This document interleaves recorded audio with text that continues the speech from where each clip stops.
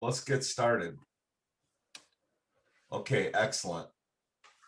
So just waiting to see if Noel can hear, but we're going to jump in. So I wanted to do a bit of a check-in, but if we have a problem with audio, it might not work quite as well. But it might be beneficial to hear from the rest of us also. So, we'll keep our politically pandemic opinions to ourselves, and we could have a real lively discussion, I'm sure. But just, over the last year, it's been wild, it's been hard, but I'm wondering maybe to share one or two things that you're really grateful for out of this last year. What good did it bring you? I just think when we're facing negative situations, the best thing we can do is go to gratitude and speak about what we're grateful for, even in that arena. So I would say that for me, it's caused me to be at home more. It's caused me to be more focused on my kids. It's brought, it took away a lot of distractions. So I feel like I've done a much better job in business with employees, with my own personal focus. So we could talk all day about the negatives, but those are some real positive takeaways that I'm grateful for over this last year. So anybody else want to share?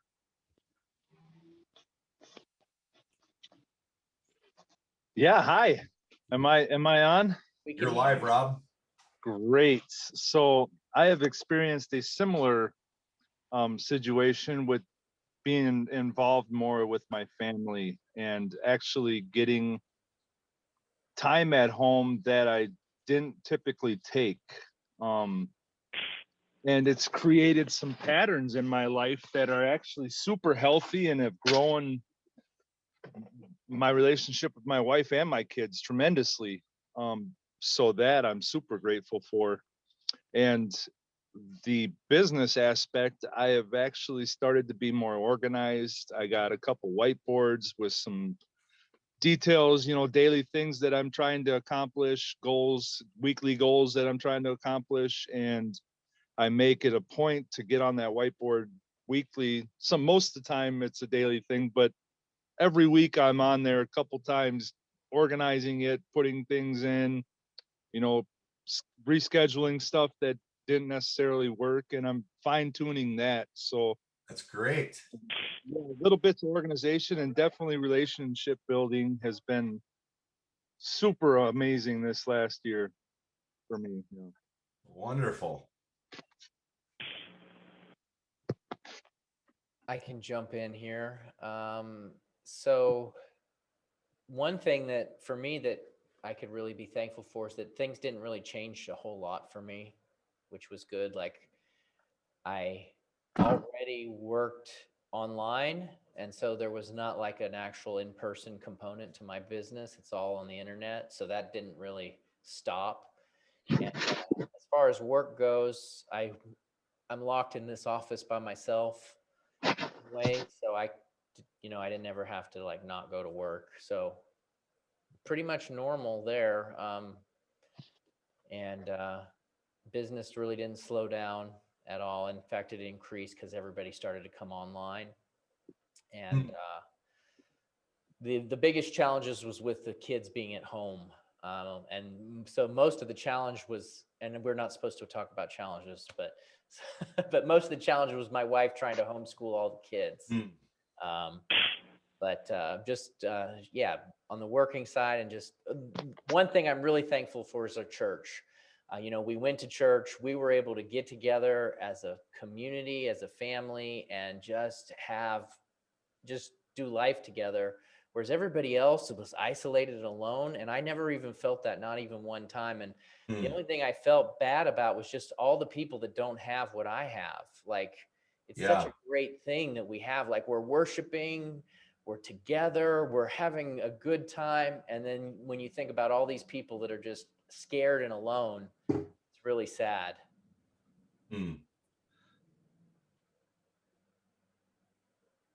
All right, Noel, Ricky, I see somebody's joining us with a phone number of 7797, but it doesn't come up with a name. Are you able That's to me. hear us? Oh, it's Noel. Yeah, that's me. Oh, that's Noel. Yep. Okay, so you're just working Yeah. off both. Perfect. Right off of both of them, the telephone and the what was the camera on the cell phone. Yeah, wonderful. So Noel, what are you grateful for Combination. over this past year? Well, that I'm still alive. That's the first thing, because I went through that COVID-19, and it took me out for about 3.5 weeks or so. And Fine. I didn't have to go to the hospital or anything else like that, but I'm grateful for that. But I'm also grateful for a bunch of people that were praying for me in that middle of the situation, if you will. I work from home, so a lot of what would normally cause people in that situation to be slowing down, you'd say, well, it just keeps going the way it is. But I guarantee you that when you have that virus, it knocked me out for a long time, and I'm grateful that God took care of that situation and provided in the middle of all of that stuff. And I did a lot of sleeping, and I'm finally back on 2 feet and running wild like all the rest of the people are right now. So Well, good. that was Noel, my birthday present for last year. glad to hear it. Noel, what kind of business are you in? I'm actually in helping people who have businesses with their retirement planning, and we provide a service that's free of charge. And if we can be a benefit to you, then it works in both of our benefits, if you will. But the thing that we do, if you've got between 10 and 20 years between now and when you're going to retire, we can provide a tax-free retirement, and at the same time give you cash from things that the government has opened up even since the beginning of this year that will certainly profit for the future, not only of your business but also for your personal life. Okay. One of the things that's come up is, I'm not sure if you're aware of it, because a lot of people who've been dealing with 20 taxes have been tied up with their accountants on that, and even the accounts are not aware of it. But under the CARES Act, for every employee you have currently or that you hire this year, there's up to $33,000 available for each one of those. And that's what we're promoting right now, so that we can keep people afloat. Nice. Wonderful. Well, maybe have to talk sometime offline. It sounds, I'd like to learn more about what you do. Rob, you want to share real quick what you do? Hi, guys. So I am a contractor. I just started a business 3 years ago, mainly builder, remodeler. It's just my wife and I on the state website for our business, and basically I run around and I work really hard to do a lot of things in a short amount of time. Yeah. Tremendous. Nice. Well, let's get into this. So I was a plumbing contractor for 13 years. I shut that down and started a different type of plumbing business where all we do is water heaters. We started that in January of 17. We shut Royal Plumbing down in January of 18, and we've been working that ever since. So I don't know about all of you, but there's a lot of ways that in business we can feel what's going on with COVID. I don't want to spend too much time here, but there is something that I think it's really important for us to be aware of. A few things, but the final one, I'm going to share a few, but the final one is probably most relevant. So COVID hit all these factories, so we can't get computer chips, we can't get raw materials. A 2x4 stud, 8 foot long, has went from $1.50 to $9.25. Whoa. Many materials are back ordered. When you're trying to buy things, it becomes difficult to get what you need to do the actual work. So materials are a problem. And then the government unemployment added 800, now 300 extra in free unemployment benefits. So we have millions and millions of people that are making more money on unemployment than they would when they're working. There's help wanted signs everywhere, but there's not people wanting to go work. I talked to a house designer. He said it's the craziest thing. These people that are building houses right now, they were living at home with mom and dad, saving money, making tons of money and doing side gigs. And all of a sudden they got all this money because they basically have had free money given to them by the government for a year that they figured out ways to invest and do stuff with. And he said, that's a lot of our population. So it's the most bizarre thing. As a result, it's difficult to find help and labor. We got hit. I had my admin, she was making $40,000 a year with us. And a little over a year ago, she quit because the government said, we'll give you 75% of your unemployment plus another $800 a week. She went from making 40 grand and working 40 hours a week to making 71 grand a year, not working at all. I might have left too. but anyway, so we have problems. We need people, and it's hard to find people. And if they're working, it's going to be really expensive to find people, and you'll have to get really creative. But here's the real sinister one that we've yet to see that we should all be aware of. Inflation is going to become a crazy problem, because businesses, if you're not raising your prices, then you're probably not making a profit. So everybody needs to raise their prices to make a profit. Now, I'm not going to dive into the moral issues here. I just want to state some facts. If people want to make money, they have to raise their prices or cut expenses, and they can't cut expenses, so they got to raise their prices. Labor costs more, material costs more, commercial real estate costs less, so maybe you could save some money there.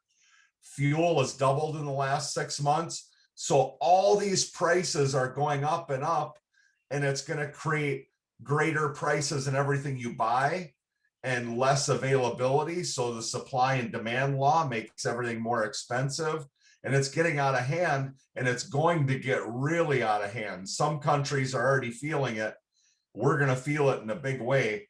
So the reason I say that is because you're going to have to watch closely what you purchase and what price point you sell those things for. Because I think no matter what business you're in, it's going to affect you. We just have to open our eyes to the negative realities of business and say, okay, if I'm going to succeed, if my business is going to survive in this market, in this climate financially, then I'm going to have to make some changes. And it may make you uncomfortable to charge, but you will be part of the problem of inflation, or you will be part of the problem of going out of business. That's incredible, isn't it? Or you'll figure out other ways to manage it. Whatever you do, you should have a pulse on how you're managing your expenses and where your pricing is at.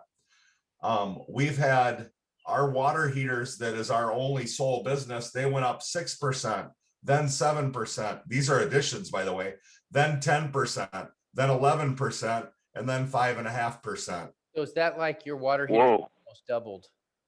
Yeah. And fortunately, we buy enough that at every one, I got a hold of the regional rep, and I said, here's the deal. If I have to pivot and sell a different water heater because they'll give me savings, I'll do that. And I eliminated 4 of those 5 price increases by leveraging the volume that we use. Tremendous. So we were really blessed that way. We got good relationships, and they want to stay with us, and we want to stay with them. But it required attention, right? And that's all I'm saying. We just have to open our minds and see things 3-4 different ways and be willing to do some different things. And sometimes that's going to mean charging your customers more for the same service because your prices went up and you cannot absorb that, or you won't make any money. And if you don't want to make money, then go work for somebody else, because you can make an awesome wage working for somebody else. If that's all you want to do is go to work and make $10, $15 more an hour than you ever did before. Because that's out there right now. But if you're going to run a business, then are we playing business or are we taking care of business? That's right. So, moving on. So I want to focus today on a little bit of a passage.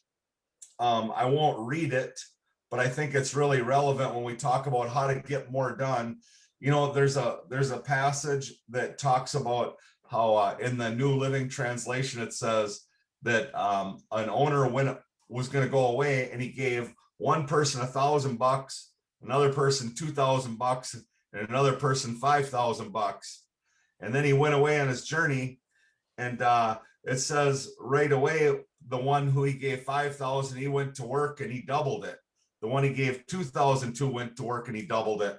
The one he gave 1,000 to, he was kind of afraid, and apparently he buried the money or did something like that. And then the owner comes back a while later, and the first guy says, "Hey, you gave me 5,000. I got another 5,000 for you. I doubled your money." And the second guy says, "You gave me 2,000. I doubled it. I got an extra 2,000. And both times the owner says, "Well done, good and faithful servant. You've been trustworthy in the smaller things." He calls money smaller things. He says, "I'm going to entrust you with bigger things." How we operate with money will determine our spiritual authority that we get to walk in. These guys were entrusted with money, but even though it was large amounts of money, he called that the smaller thing, the less important thing. What he's saying is money is the less important thing, but how you deal with it is a more important thing. And in this case, they're expected to multiply it. Well, the third guy says, "I knew you were a harsh man, and I knew that you really would have demanded your money back, and I was afraid. I didn't think I could do very well with it, so I just buried it, and here's what's yours, the whole $1,000. I didn't lose nothing." And he says, "You wicked, lazy servant. Why didn't you at least put it in the bank and give me a little interest, a little usury on the money?" So the owner in this story is demanding that people are creative and figure out ways to multiply. It's the same command they got in the garden: be fruitful and multiply. It's the same command Noah got when he got off the boat: be fruitful and multiply. It's the same command that Jesus gave: go into all the world, make disciples who will make disciples who will make disciples, multiply. And now here we have a money story where they were demanded to multiply the money. Here's what I see.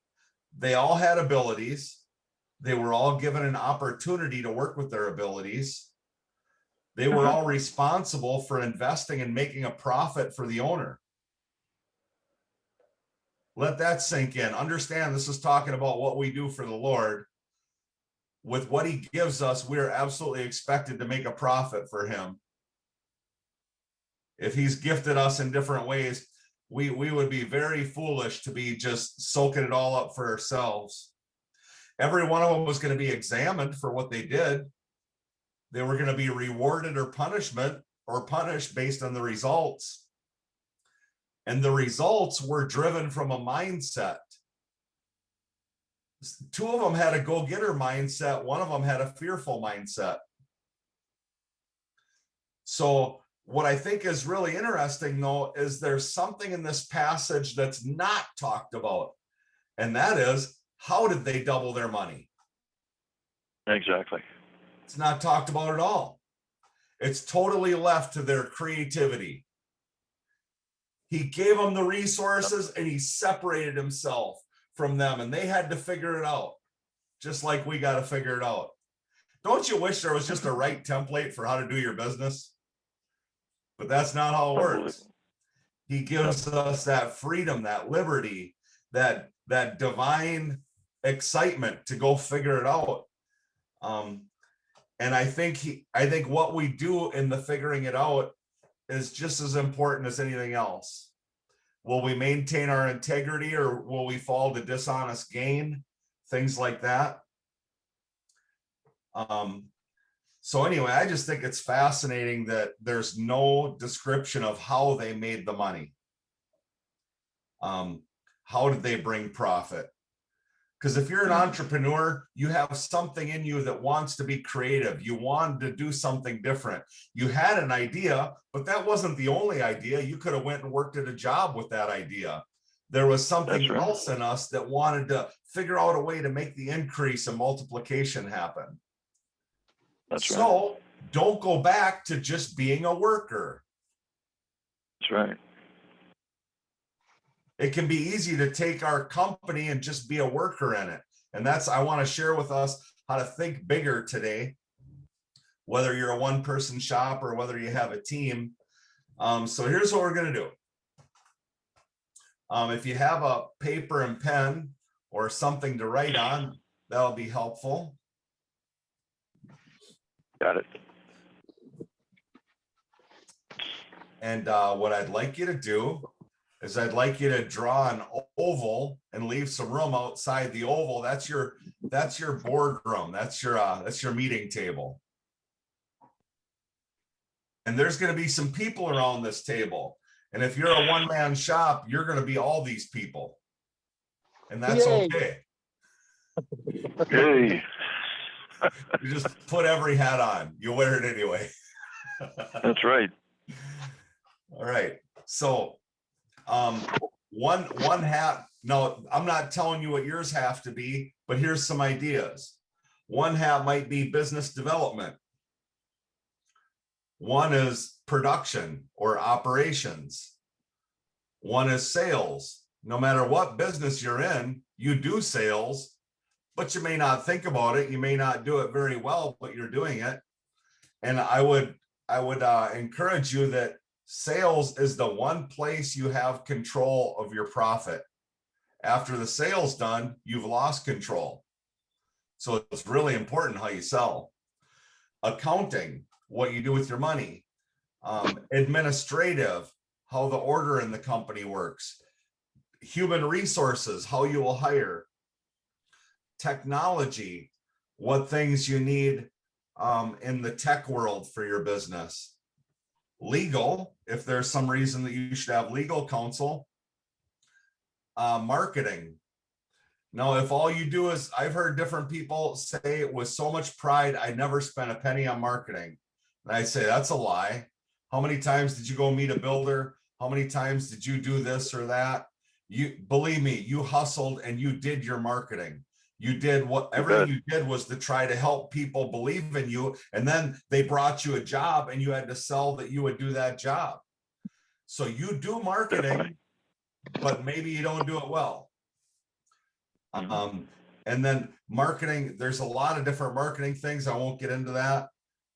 That's kind of become my main role in my company. I never saw that coming, but I learned that that's probably the key. Another thing I heard that Steve Jobs, at the end of his career, that was the only thing that he really held that was his, is marketing. He entrusted other people with everything else, but he wouldn't let that go. It's that important.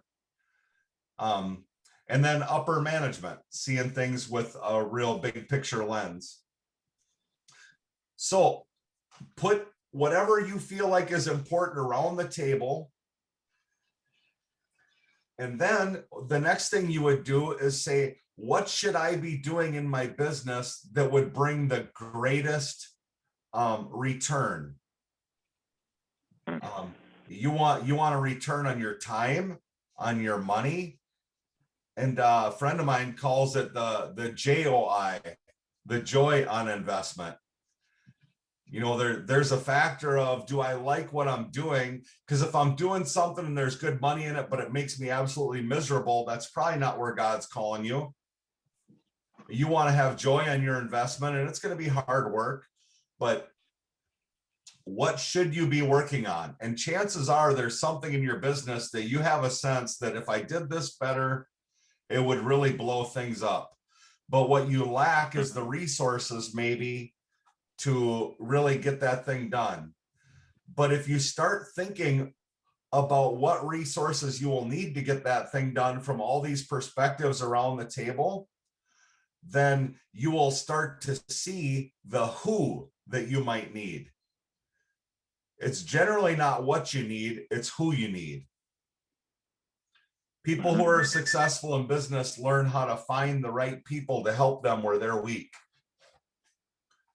And in my business right now, I have a lady in the office. She's better at books. She's better at organizing. She's better at pioneering into new systems. She's better at all those things than I am. And then I got a guy that runs the day-to-day. He's better at managing people. He's better at consistency. He's better at selling than I am. And then I got a guy in the field. He's better at managing the guys out in the field. He's better at managing inventory. And all three of those people are actually better with people than I am. I tend to be too firm and too rough, and it's hard on people. So I've had to surround myself with leaders who would be better with people, so it's an enjoyable place to work. So who do you need now? Maybe the next person you need is somebody who can help you with marketing. So if all these areas are like this and they're all up here, but there's one that's really low, work on that low area because it's an anchor to you. And when you bring that up, the whole organization can come up and something else will show itself to be low. The lowest thing in your company is your anchor. So when you elevate that anchor, you also elevate the lid on your company because the anchor is holding you at a certain point and there's a lid that's forming over you, and that can become concrete if you don't work that anchor.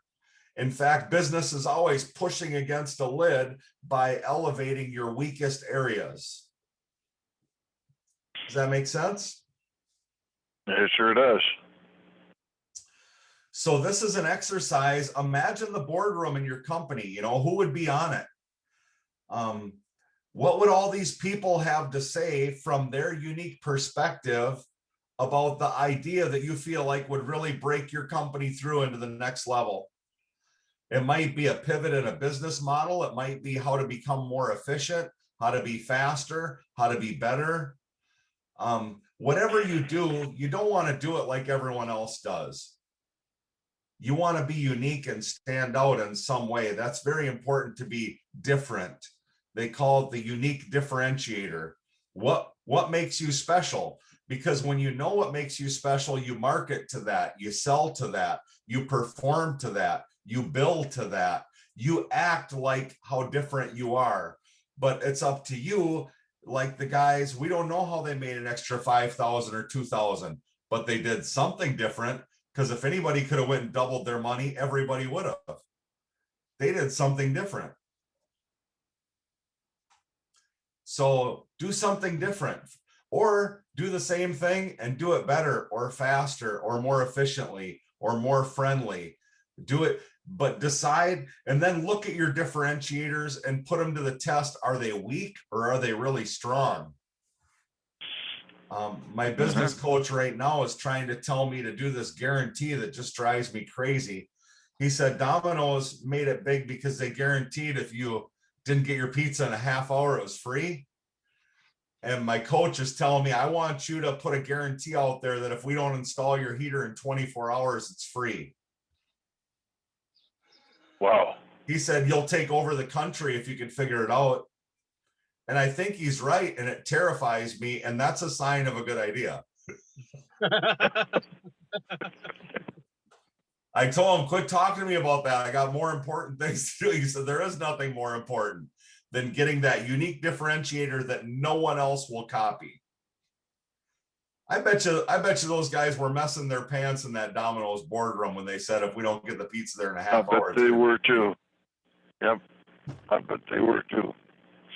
But then they all sat and talked about what it would mean. So don't confuse the problem solving stage with the dreaming phase.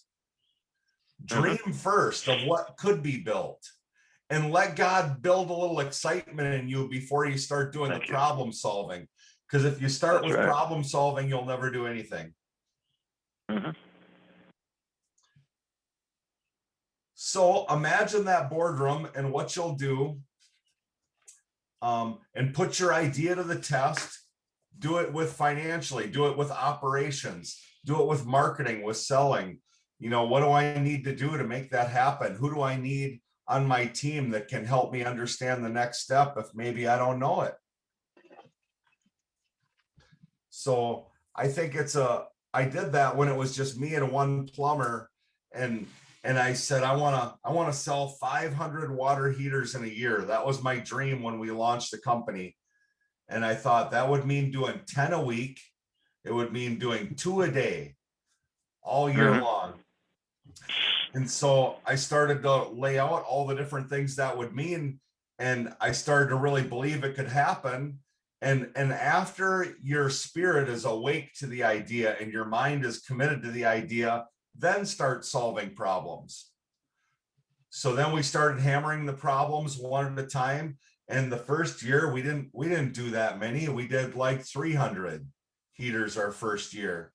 But this year we're going to do about 1,300. And we're only in year 18, 19, 20, 21, year 4. So now we're doing bigger things than my biggest dream back then. I love that, Ricky. Dream, then plan, then work the plan. That's right. That's good stuff. That's good. So I just want to encourage you guys to be dreamers of what the next thing could be, and let that really take root in you, and then pull some people together. And if you have a team, I want to show you a tool that we use in our weekly meetings that we do. We call them level 10s. I'm not smart enough to develop this stuff. This stuff was developed by somebody with a lot more business experience than me, but we've put it to work and we found a tremendous amount of benefit in doing that. So I'm going to see if I can figure out how to screen share here, Casey. So I'll just share my screen. Host disabled participant screen sharing. You're muted, Casey. Let me see if I can figure this out for you, Ray. Okay. Okay, advanced sharing options. Okay. That's a problem with these confusers. Give it a shot, Ray. See if it works now. The big green button in the middle. Oh yeah, it's all over there. Wonderful. So let me see which one I want to show here. Let's start with this. So what this is are you seeing this form? It's called the Fast Rock Planner. Okay, so right. the rock is the big idea that needs to happen that'll help you accomplish your goal. Like right now, we have some aspirations, but I am desperate for technicians. So my rock this quarter is to find 2 technicians and hire them, and to find 2 trucks. Finding trucks is just as hard as technicians right now for me. So that's my rock. And then when I describe the rock, and is it fast, that means, is it frequently reviewed? Is it ambitious? Is it specific? And is it transparent? You know, if you want to play games in business, this isn't for you. But if you want to hold yourself to accountability and start to scale and climb, scaling a mountain is hard, right? And when they say scaling a business, it demands, it's going to be really hard work. The hardest work anybody can do is think. And this requires a lot of thinking, really hard thinking. And a lot of people will never do that kind of thinking. I know I never did until I was taught the value of it. So I write down the rock, and then I start to lay out increments for the rock by date. So I say, what date does this need to be done? What's my first step? So like, for example, my first step was to spend 6 hours this last week recruiting at wholesale houses and Menards and Home Depots. So I went and did that. I hit my goal for this week. I can't control the results, which are lag measures, but I can control the input work that I do, which are the lead measures. So these are all lead measures. They're activity that you do that if you do them, it's reasonable to think that you will reach your goal. And then after you do them, we'll see if you reached it or not. So you put all these steps in there, and then the resources. This is where your who's go. who do I need to help me complete this? Or what materials do I need? Or what education do I need? Or whatever. So that's the Fast Rock Planner. I wonder how I close that now so I can go to the next thing. I'm gonna try this. So are you guys seeing this now? It's a scorecard, Yeah. rock Okay, review. perfect. Perfect. So I'm gonna put it here so I can see it too. So what we have here is the weekly level 10 agenda for meetings. So we spend 5 minutes doing a segue. We share, a personal big deal and a business big deal, but that's it. And there's no talk back during these first 5 sections. You say that's where meetings go bad, is when a lot of conversation is allowed. Then nothing ever gets done. Everybody just talks. And at the end, you're all dumber than when you started. But That's a fact. It is. None of us are as dumb as all of us. Yeah. So That's so what we they do a call little- group think. Yeah, so we do a segue so that everybody gets their voice in the space and shares what's important. And then we do the scorecard. So in the scorecard, I could pull this up maybe. I'm not going to.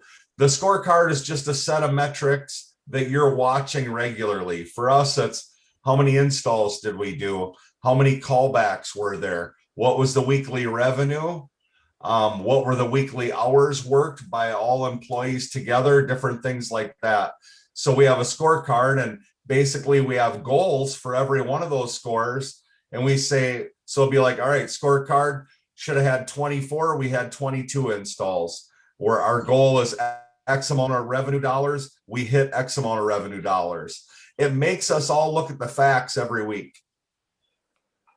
And that takes probably about 2 minutes. And then the rock review, we talk about those rocks that I just showed that sheet.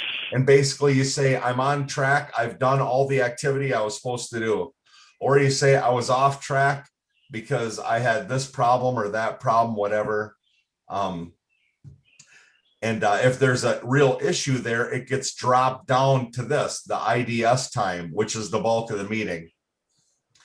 Then if there's customer or employee headlines, is there anything special or problematic about any customer or employee? Now, this is just bullet points. And if there's an issue, it gets dropped down to IDS. And then the to-do list that was given at last week meeting, it'll get listed and it'll be like, is it done or not done? So here was a to-do list from last week. Nate was supposed to train and develop script for warranty. Nicole had to change stickers and order new ones. I had to create a warranty script. So in this point, he would just say, Ray, warranty script. And I'd say, yep, done. But if I say, well, the printer he'll immediately interrupt me and say, does that need to be dropped down to IDS or will you have it done for next week? No, we don't have to discuss it. Just carry it on to next week and it'll be done. Everybody's accountable to what they're supposed to do. And then we'll have a list like this here. This is all of our IDS topics. IDS stands for identify, discuss, and solve problems. So here's all the issues that came up. Either we plugged them in there during the week, or they came out of this list when we talked through these things. And then we look at these and we prioritize the 3 most important, 1, 2, 3. That's how you start this. So what are the 3 most important issues? And if you're a one-man shop, you can do this. You could list all your issues, and then you can determine what the 3 that deserve your attention. And you determine that based on, if you worked on those things, how much impact would it have in your business? Generally, business owners work on the things that are reactive. They allow the business to demand their time here and there, and we have to do that. But when you're sitting down having a meeting, you should be thinking about the most important things that could have the greatest impact in your business.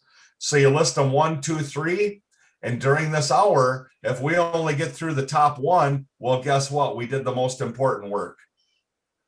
If we get through the 3 and we still have more time, then we go again and pick the next 3 most important ones.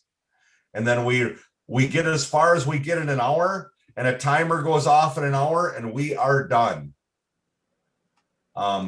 It goes in the parking lot if it's not done. We don't sit on the phone for another 10, 15 minutes. We meet every week. We're going to constantly get gains every week, and we accept non-closure. If it's work that's got to be done, somebody's got to do that work, right? But it doesn't have to be done in the meeting. And then finally, we conclude where we recap and restate the to-dos that came out of the IDS time, because during the IDS time, we're identifying the problem. And that's not as simple as it sounds, because usually the problem that you're dealing with is not the core problem. So identifying your problem means digging deep and being honest. And there have been times at the meeting, I got such transparent people. I told them, if you don't tell me what's really wrong with me when I know what's wrong with me and nobody's courageous enough to say it, I'm going to be really upset. I don't care that I'm the owner. If there's a problem in this company and I'm the problem, one of you better be courageous enough to say it, and I'm going to actually give you a raise. Because I can't have you operating in fear, right? That's what the third guy did. Fear is the opposite of love. So identifying the problem is saying what's really the problem, because it's not always the fruit we're looking at. Sometimes there's a root that's deeper that needs to be dealt with. And then we discuss the root problem after we've identified it properly. And usually we find these things are easy to solve when you really understand the whole issue. It's hard to, you can't prune fruit, it grows back thicker. But if you figure out and do a good job identifying the problem and discussing it, you'll solve it. And that'll be the only time you ever deal with that problem. Because after you solve it, everyone will know how to deal with that problem moving forward. You decide it once and for all in a bigger way than we don't. When we're doing this, we're never talking about one single employee. We may have an employee that we have to talk about, but we're usually translating that into how does this affect with other employees? So identify, discuss, and solve once and for all. It's a delight that we never talk about the same things during our IDS times. I really sincerely believe that everything on this list is fresh and new, and moving forward, it's always fresh and new. It's never the same old problems, because we've over 9 months of working this, we've learned how to identify our problems really well. So that's the secret of a good meeting, is identifying the root of the problem and discussing it for the purpose of solving it once and for all. And then at the end, we conclude, we recap the to-do list. If there's messages that need to be cascaded to somebody else in the company out of that meeting, whoever is the direct report will be responsible to do that. And then we rate the meeting 1 to 10. And our meetings start right at 8 o'clock and they end right at 9:30. They never go a minute longer. If they do, I'm not on the meeting, because I just turn my camera off at 9:31. And I think everybody else does the same thing, because we're just committed. We're going to start right on time and we're going to finish right on time. Very important. Yeah, it's really helpful. And there was one other thing I wanted to show you here. So this is a document that I could send you guys, and I think Casey has some things that are similar to this too, but it's like the strategic vision and executive plan. It's your purpose, it's your core values, it's the behaviors that are going to happen inside your company. It's what are your 3 to 5 year goals, what are your 1 year goals, and then we can go deeper into the quarterly execution. Here's the rocks for this quarter. I'm responsible for field workers, and I'm responsible for this new venture that we're trying to develop that to a point where we decide if we execute it or not. And you can see there's only 4 of us on our team, but everybody on that team has really important things to do this quarter that have nothing to do with their day-to-day work that they're also responsible for. So the way you grow is to do your day-to-day work, but then also to do the really important stuff that never gets done. And this stuff is so slippery. That's the beauty of a weekly meeting, is looking at it every week, and it makes us accountable to, did we do some work here or not? So then here's my 2 rocks in a little bit further detail, so that we all read this stuff before the meeting. We're responsible to do that, because then when we're on the meeting, people can call me and say, hey, have you listed the benefits and problems with this yet? No. Well, it's been a month since you had this rock. How come you haven't done that yet? Well, I can make up an excuse, but I just didn't do it. So I'll take some time to open up for questions if you guys want, or discussion that has anything or nothing to do with what I've talked about so far. Hopefully something in here was beneficial to you guys. So Ray, I would say so.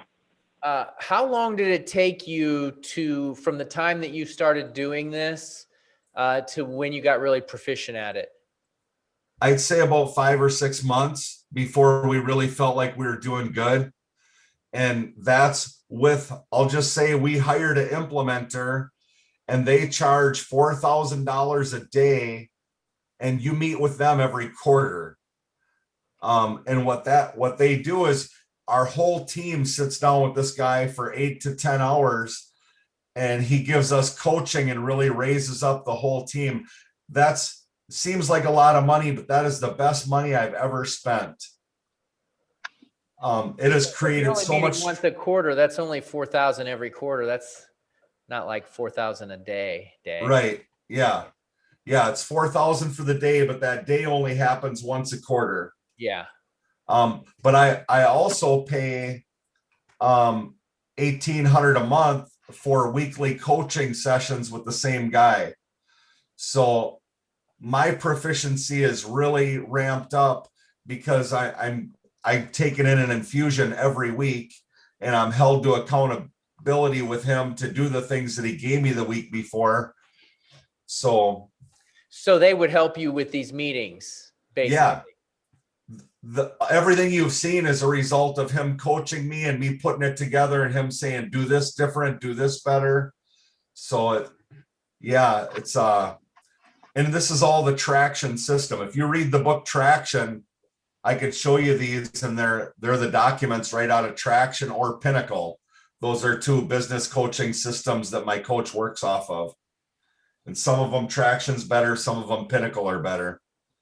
But on that note, I would just say, invest something in yourself. I was talking to Keith Tusey once, and he said, Ray, I think the thing that you're doing that's the best thing is you're not afraid to spend money on yourself to make yourself better and to learn the things that you don't know. I mean, I got a 6th grade education, guys. I did drugs from 7th grade on. I spent 1,000 nights behind bars. I have no formal education whatsoever, but I'm extremely teachable and I'm hungry for it.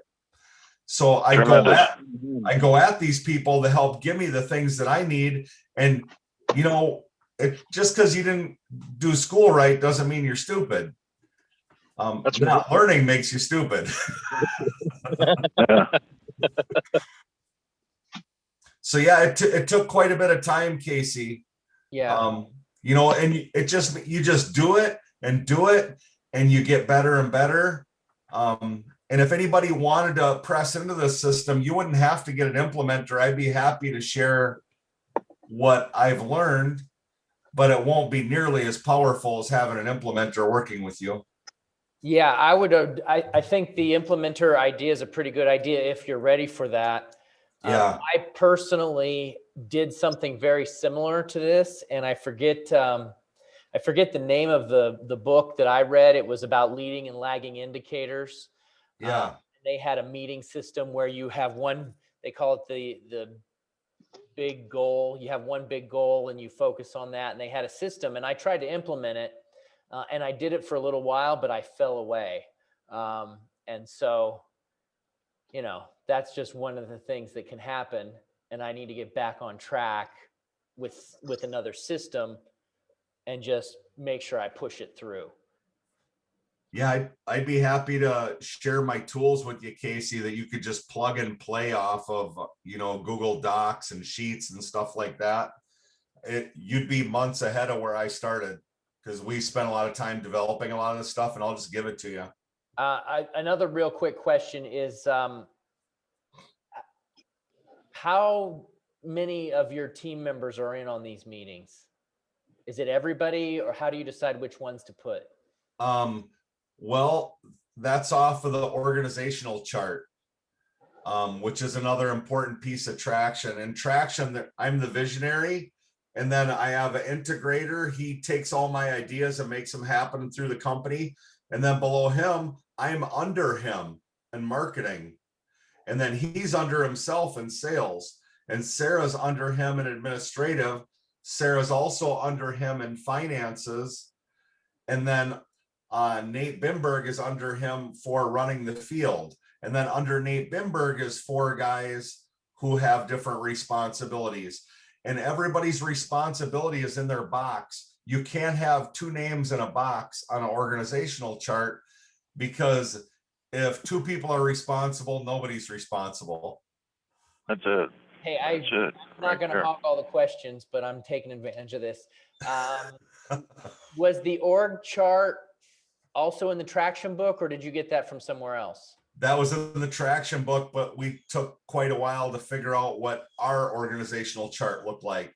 And we revamped it. Now we look at it in our level 10 every month, just to make sure that everybody's doing the jobs that are in their boxes, and that nobody's doing somebody else's job. So what it does is it gives everybody a lane to run in where they have autonomy and they feel really good about their job because they own it. They can make it great and get credit for it because their name is in that box.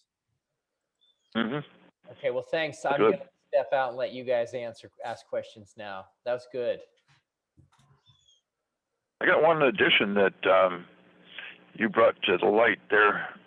It's working not only in the business, but working on the business. There's a book, I'll put it up here and so that you can see the title on it, that I just got finished reading here. Oh. And that one has Michael a lot Gerber. of the direction of, and how to put the thing together, and so that the business runs by itself, and then you as a participant owner are in a position of tweaking those things and building a business handbook out of each one of the things that are in your job.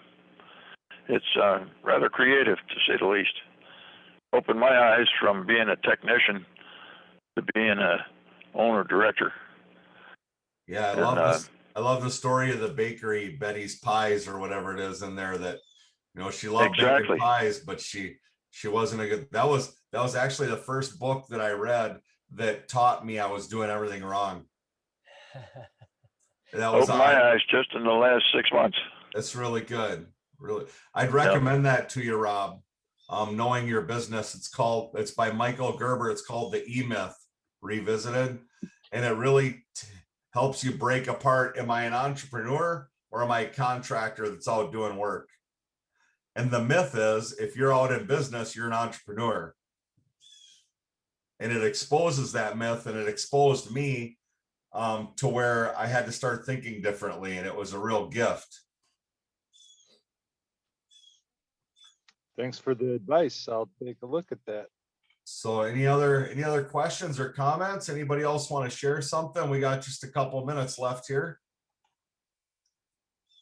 I got to say, I enjoyed the recording from the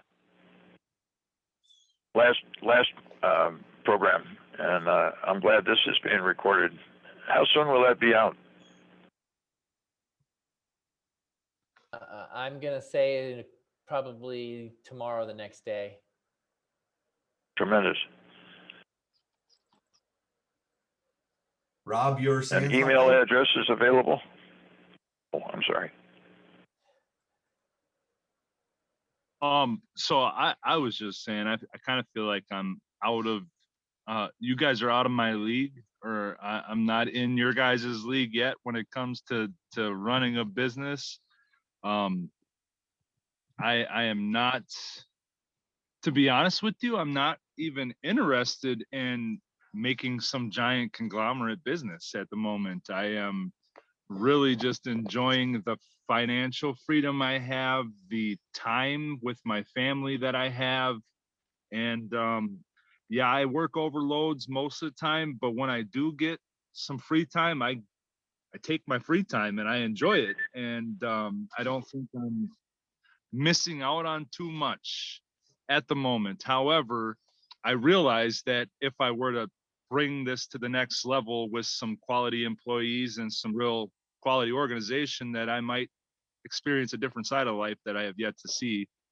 I'm just not dreaming at that level right now. So maybe some good books and some good hard quality coaching. Yeah, that's exactly what I was looking for. That might be in my wheelhouse in the near future. I'm just unsure of where to really go from here. I'm seeing improvements every single week in my business, and just how I'm running in the organization from it. That's it. I'm just a simple carpenter too, and that's really where my wheelhouse is I'm a personable people person. I'm enjoy being around people. I enjoy working with homeowners. I enjoy making people happy. I feel like my work is quality. I make very few mistakes, so there's that aspect of it. I'm not backtracking too often, so there's a lot of quality things that I see in myself and the way the business is operating now. I'm just not looking to start building skyscrapers anytime soon, No, and I would respond to that, Rob, by saying, if you thought to yourself in 20 years, is this what I want to be doing? Do I want to continue doing carpentry in the way that I'm doing it now? Would I still be satisfied in that? And if you say yes, then you're right in your wheelhouse. Then it's making the micro adjustments to make your business the best that it could be. But if you think, you know something, I think I would like to do something unique and different, then start playing with those desires. But if you're really content where you're at right now, there's nothing wrong with that. Whatever we're doing, we can be better at it. I agree. Yep, that's good. So I appreciate you being always here. Room for improvement. Yeah. All right, guys. Well, thanks. This was enjoyable to hang out with you guys. And hope you have a blessed day. Thanks, everybody. You too. Appreciate Thank you. Ray, thank you. Yep, you're welcome. Great time together here. Thanks so much. All right. Good information, guys. Appreciate you. We'll maybe see you next month. Bye, Lord Ricky. willing, in the